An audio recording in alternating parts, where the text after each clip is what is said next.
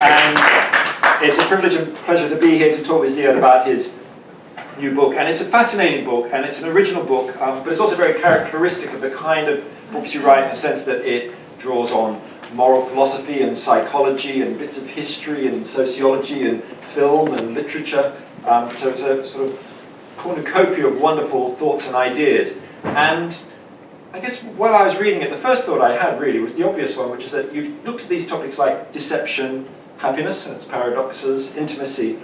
Where did your curiosity for the topic of judgment come from? Was it that you feel judged?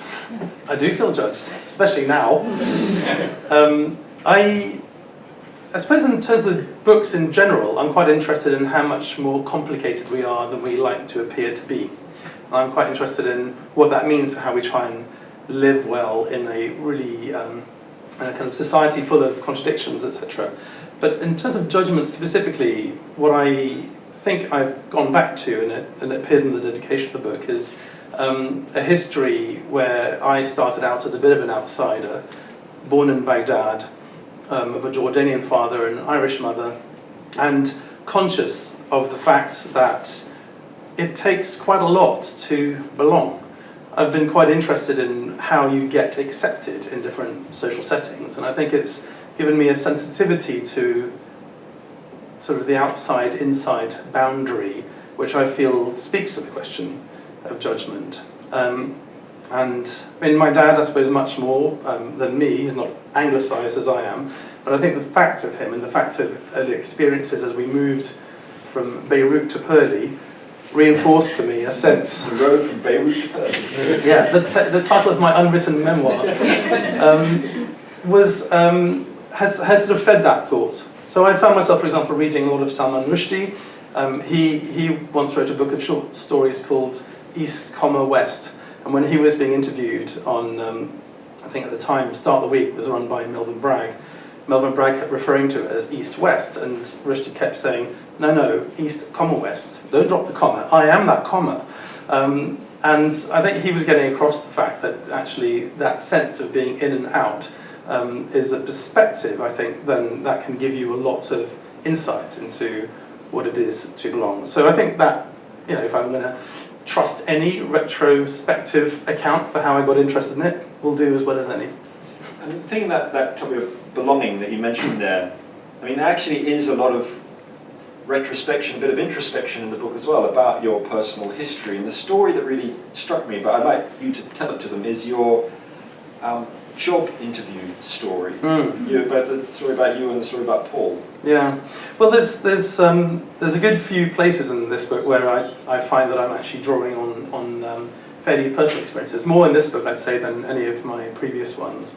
And this particular story sort of speaks to my day job. So I'm a publisher by day and then write at the times that I can fit it around working. But I got into publishing in 1989 as a result of quite a process where I sort of decided that publishing would be a great environment to work in, that really smart people, interesting people doing valuable work. Lots of people nodding here, of course. Yeah, that's true. And yet, I struggled to get in, and I sent out more than 100 applications and ended up with just one interview out of those. And then turned to my father in desperation after about 8 months. You didn't get the job right with that one interview? Even that one interview led to no job, but that was at least a fair assessment of my rather poor application. But the other 100 I'm not so sure were a fair assessment, and I discovered that because in speaking to my dad and getting his advice, he said, it's your name. You need to use your middle name, your Christian name, Paul. I was initially horrified by that thought, and then eventually, out of desperation, took on the idea and made 7 applications as Paul and got 4 interviews.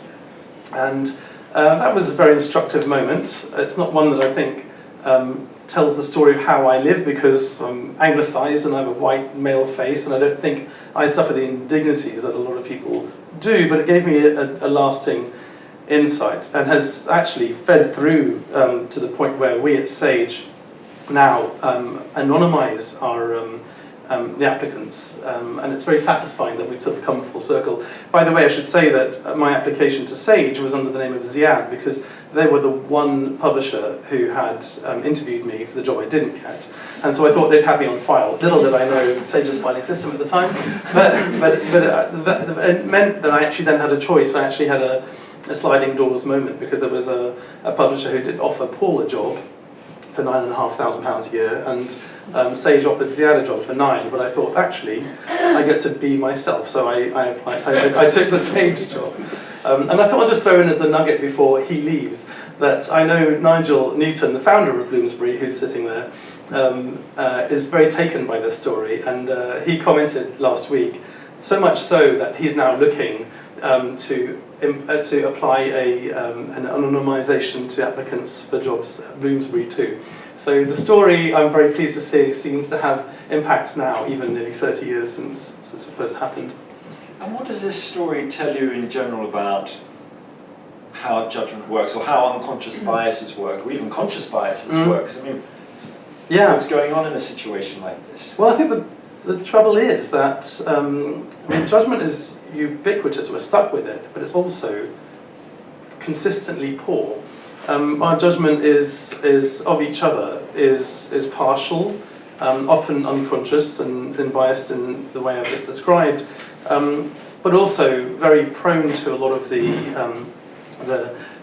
more general biases and heuristics that a lot of the psychologists come up with through sort of cunning experiments to show these foibles. So there's, you may be aware of the work of Daniel Kahneman, who's a psychologist who won the Nobel Prize for economics in 2002, and it was based on the fact that you can't use the model of Homo economicus that economists have tended to use before, which is predicated on the fact that we're kind of rational assessors of things. In fact, instead of that, we are riven with all sorts of biases. One bias would be the confirmation bias, otherwise known as the my side bias, which means that you tend to look for evidence that confirms your pre-existing pet theory. Or there's an availability or vividness bias, where your assessment of risk tends to be hugely coloured by what you can access as a kind of good example. So people's assessment of the dangers of terrorism, for example, will tend to be skewed by their proneness to the availability and vividness biases. And there's a long, long list of those kinds of things. And you take Kahneman's work and then extend it into the realm of moral and social judgment, and you find it just gets even worse. Because Kahneman was willing to say that we have sort of two systems. You may have come across his book, Thinking Fast and Slow, in which he says, well, okay, those biases tend to come to the fore when we're doing system one thinking, where it's very kind of very rapid, unconscious, and you know, it's what you do when you're asked the question, what's 2 + 2? It's sort of automatic. You're not really thinking about it, and these biases then plague those assessments. But at least you then have system 2 thinking, which is a bit more reflective, a bit more rational, a bit more forced, which enables you to correct for some of those biases. But when you go into the moral and social judgment terrain, you don't really have that consolation. So the people who identify well-known psychologist called Jonathan Haidt, who wrote a book called The Righteous Mind, gives you a panoply of biases and heuristics that affect your moral judgment of other people.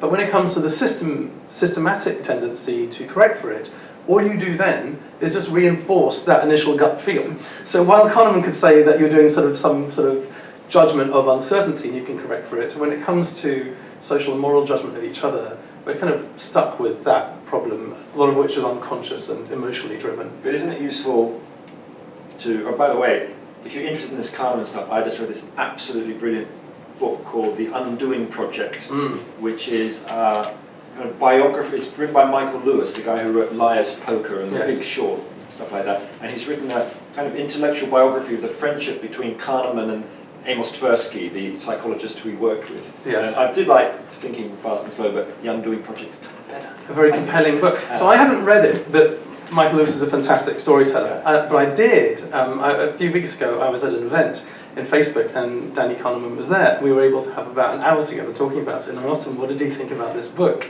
And he said, it's so he's a good writer, but it's so biased, and it's so partial in its understanding. And I was thinking, this is wonderful. Here's Daniel Kahneman, telling me that actually Michael Lewis, who interviewed him, and he's the only survivor of those two.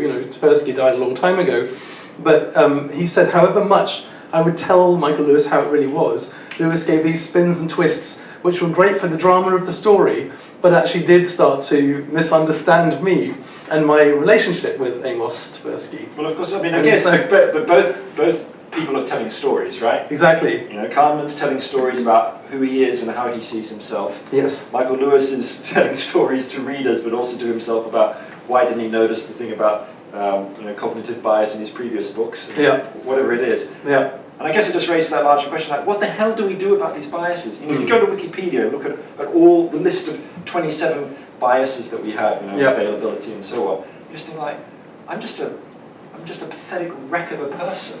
How am I supposed to make any judgment of my children, of ethical issues, of Brexit or Trump or whatever? So it's a bit of a bleak story, and I think it needs a counterpoint, and it has a counterpoint. It needs a point all about judgment. Yes, there is a counterpoint to it, which is that a lot of these biases and heuristics were kind of useful shorthand to enable us to find our way in the world. They actually save you a lot of time. They're shortcuts, and they are, and a lot of the time, they're reasonably accurate and valid. You have a strong first impression of people that's actually sort of indicates that you know far more than you can tell. Actually, when people try, there was the book by Malcolm Gladwell, Blink, which sort of made the point that the more people tried to analyze exactly what was going on, being a bit more system two, a bit more methodical, the more they got it profoundly wrong. They should have trusted their first instinct. So I think while Kahneman and Tversky sort of identified these bias and heuristics as foibles, they're actually just part of the texture of what it is to be human, and it's rooted in a singular and important fact about human nature, which is that we are profoundly social creatures. I think we persist under the illusion that we might be atoms or individual or somehow capable to of looking at things in a sort of neutral way. But that's not the case. There's something else going on, and that's actually quite a beautiful thing, which is that we place great store in the opinions of others and in others' opinions of ourselves. And actually, life would be meaningless without the suffusion in these webs of judgment in which we exist. There is no other way of living meaningfully. And actually, most of the time, those tendencies we have, those gut feels, whatever, are the drivers of connection, of empathy, an area that you're obviously profoundly interested in, and enable so many kinds of human relations to go well. We're constituted socially, and a lot of these tendencies to judge help us embed ourselves in social networks.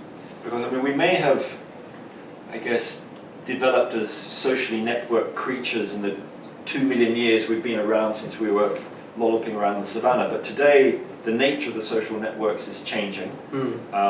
We now just not only have judgment, but we have e-judgment, how we are judged online and how we judge others, how many likes we give people and how many likes we receive. We know that teenagers cut themselves because they're not having their videos or photos shared and so on. So how is judgment changing in the digital age? What's going on with it? And it's quite problematic, I think, for now. I think it may change as norms evolve, but it seems like the digital age has almost magnified all these kind of issues around judgment in a number of ways. One of those is there's something about people feeling unfettered behind a screen. The sort of almost screen version of road rage, the sort of trolling and sort of viciousness that people feel able to express, is stuff that they could never do if they were face to face with the person there. So there is a sense of how accountable we are to each other, which seems to be somewhat undermined in when we look through digital lenses. But it's not just that, it's also the fact that our tendency towards social comparison, how am I doing compared to other people, is also magnified. And now you can compare yourself in any dimension with whoever in the world is doing it better or more happily than you are. And that's, I think, another form of digitally enhanced judgment which can be harmful to our self-esteem. There's a new acronym which I've been learning about from my kids, FOMO, fear of missing out.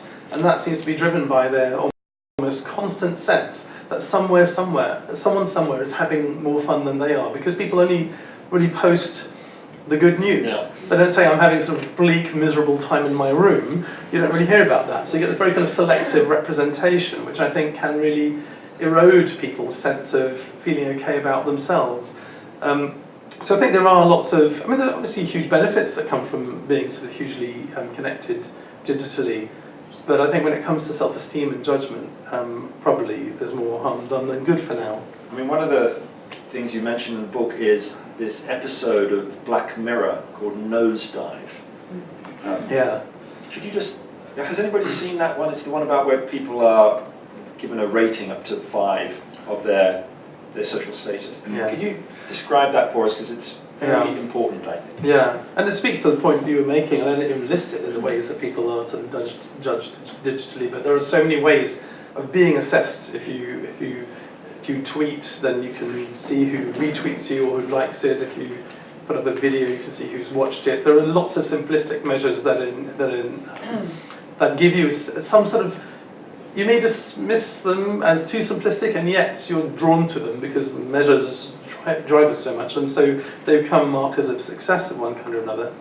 And that Black Mirror episode became a sort of dystopian sort of allegory or parable of that story, in which it became very literally true that that your rating needs to stay above a certain level if you're going to have access to various high status goods. So you needed 4.2 and stay above that, and there was a kind of woman in there obsessed about finding ways to keep everyone's sort of rating each other. If you meet somebody, you'd give them a rating out of 5, and you had these like special lenses, so you could see what everybody's ratings were around their 4.2. So yeah, she was dropping down. She couldn't buy a condominium in some particular place. Exactly.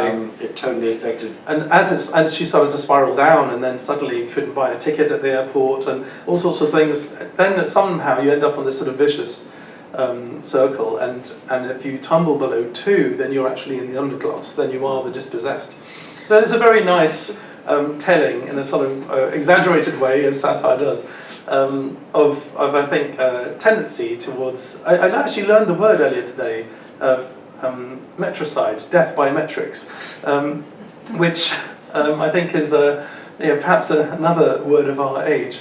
I'm hoping that there will be new norms that are, there's a lot of people fighting back. There's a new book that I just read a review of by Tim Harford on how to get past the reliance on metrics and to rely more on sort of human judgment.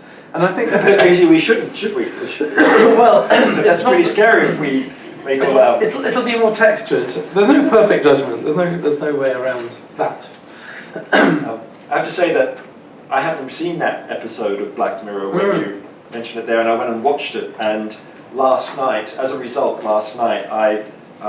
temporarily closed down my Facebook account. Have you? Yeah. For I don't know how long, but we'll see. But it's amazing just to think where it might go, this ratings culture. And I have my wife, for example, has just written this huge best-selling book, and her number of Twitter, I don't really care about the number of Twitter followers I have, but I've noticed how her Twitter followers You've noticed. So a bit of social comparison, even if you may not. And I don't know, why am I even thinking about this? It's ridiculous. Yeah. But I think measures draw our attention. Simple numbers draw our attention disproportionately. I think better to fall back on the kind of rather more messy terrain of complicated human judgments for all their foibles. One of the areas of judgment which I found interesting in thinking about reading a book is not judgment by anonymous people online or people we might know, but judgment by people who we kind of carry around with us. So, I think a lot of us feel that there's someone judging us or looking over our shoulder as we're making the big decisions of our life. Like, I remember when I had a job as a journalist, quite a good job, but I hated being a journalist, and I sort of felt I shouldn't leave. And I thought, why? And I thought, well, that's because my dad, who was a refugee from Poland, a kind of immigrant, tried to make good, got into the middle classes, gave me my education, etc. He was looking over my shoulder saying, no, you don't give up a proper, sensible job as a journalist. And so now when I have those kinds of moments of feeling judged, I think, like, who is judging me? Like, do I want to give that person the power? That power over me? Why should they have it? I know. In fact, what's going on there? I mean, why do we, in a way, allow those ghost judges to have so much power? I wish there was more we could do about it. I've got a treatment in the book of this concept of the potent audience. So we all have audiences, but their impact on us is hugely variable. And this potency, unfortunately, doesn't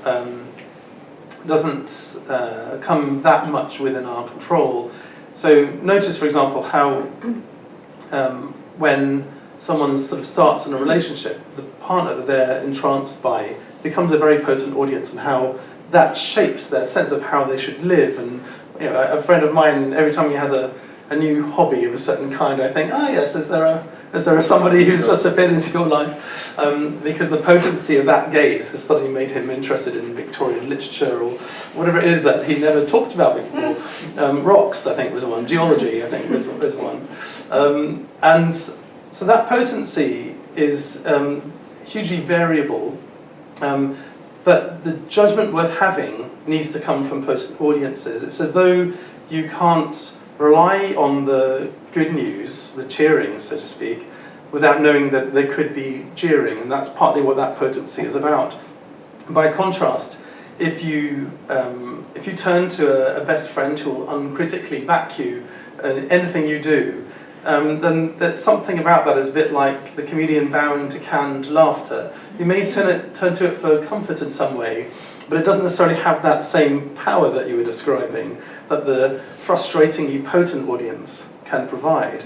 And it's almost because I was talking to Rachel about this earlier, how bad tends to be stronger than good in our experience. In general, there's a lot of psychological literature on how we can take, we just place much more weight on criticism than we do on praise. So a lot of judgment is very positive, in fact, but we attribute more weight to criticism, negative judgment, and one of the reasons is that we don't feel that the person giving us the negative feedback is putting on a show as impression management, because they aren't particularly motivated, they're not trying to sell you something. Whereas the good news is something you might discount because it could be a selling thing, it could be someone just trying to make you feel good, and so there's something frustratingly powerful about bad news, and therefore the potent audience needs to be somebody who you know could be jeering for the cheering to be worthwhile. So our self-esteem, there's a psychologist called Mark Leary who says we all have a sociometer, which is a sort of like a self-esteem measure of whether things are going well or badly. But the bigger impact on that sense of self-esteem is driven by the more potent audiences, and much less than we might like by the fans we might choose to be the judges of ourselves, because they don't have that much power. What about the judges who are strangers? I mean, there's this brilliant bit in the book where you describe that really funny Oliver Berkman episode, since we're quite close to the central line that I think he was on. Could you tease out the significance of that? Yeah, well, I'll come at it from a different angle, actually. Okay. But I will tell the story. Really, I think what's interesting about this example is it gives you a nice window into how much social pressure there is that we don't normally want to pay attention to. So almost like the fish that's not aware of the environment in which it swims. We don't always give full weight to the fact that others looking on shape our behaviour. And the thing that was occurring to me was to ask any of you in the audience if you'd like just now to clap. Well done. Not clap me, but clap, thank you. But I think I've always noticed that moment of silence just before you clap gives you a brief feeling of, oh yes, there's everyone else. And you can clap once someone's started and broken it. But there is, before that pressure not to close your hands first.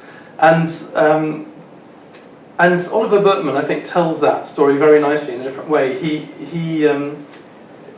was sort of working on various forms of sort of self-possession. He's very interested in. It's an anti-self-help book that he's written that is really about what can we learn from different sort of, whether it's therapy or Eastern mysticism, to sort of live more happily than, let's say, the more straightforward advice of self-help might suggest. And he, I think the book's called The Antidote.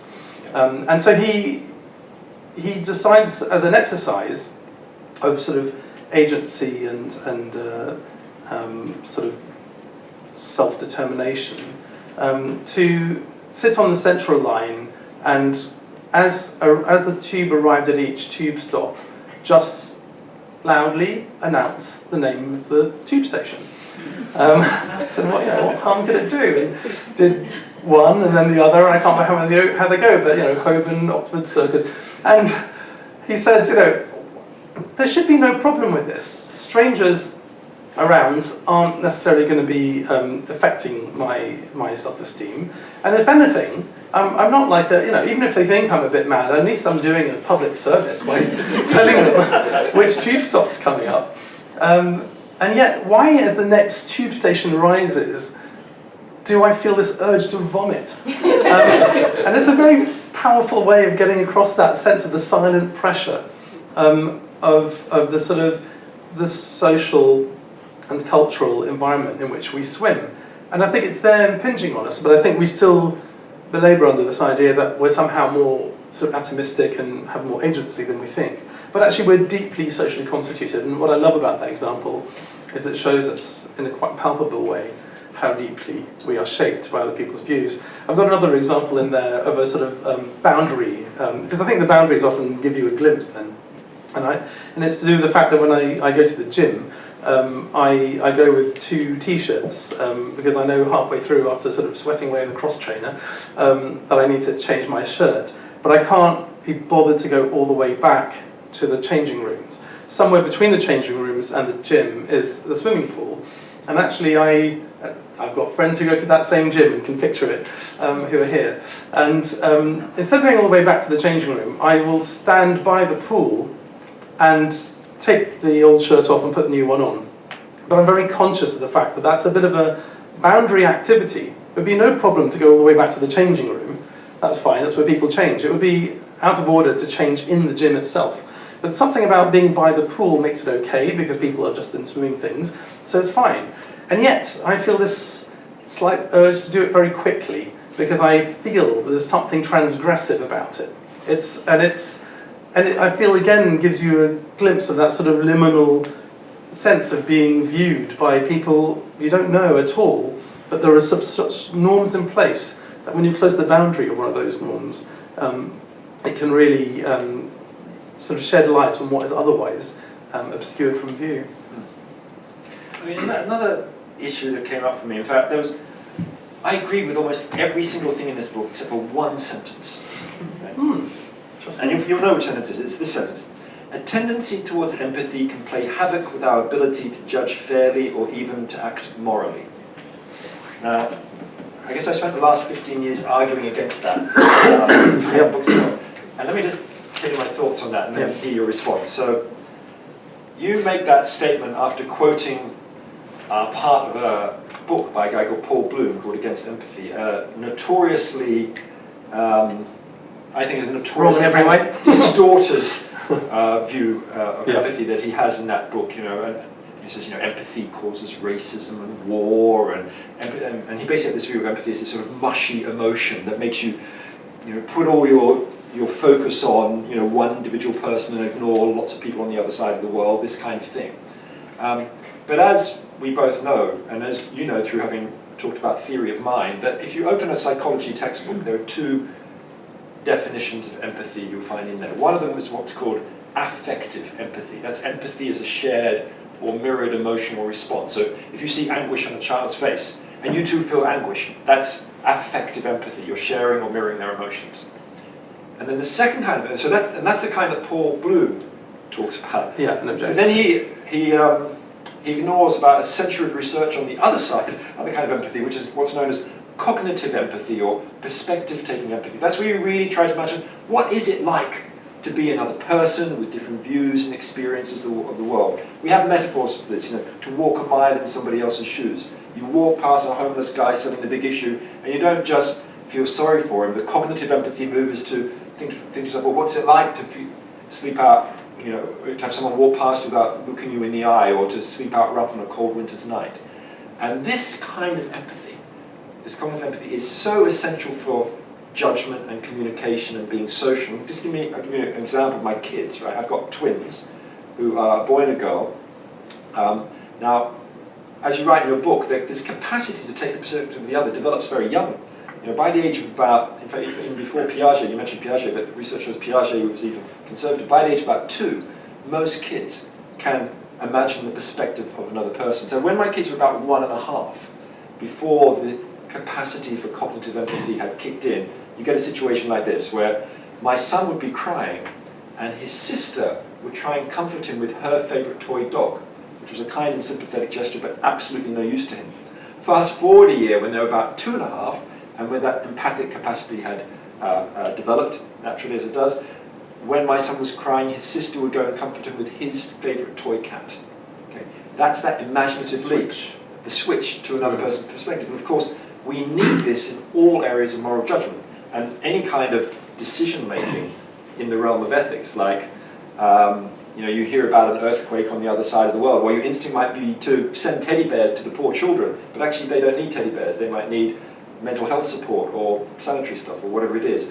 So I think that there's a very strong case that cognitive empathy is fundamental for judgment. I mean, I've got other problems with Bloom on the affective side, but let's just start with that, see what you think. Yeah, well, there's a sort of philosophical response and a psychological response that occurs to me. So it's true to say that Paul Bloom's main target is affective empathy, as you call it, that sort of sense that I can sort of vibrate in tune with your emotional response, and I feel it too, and I feel your pain.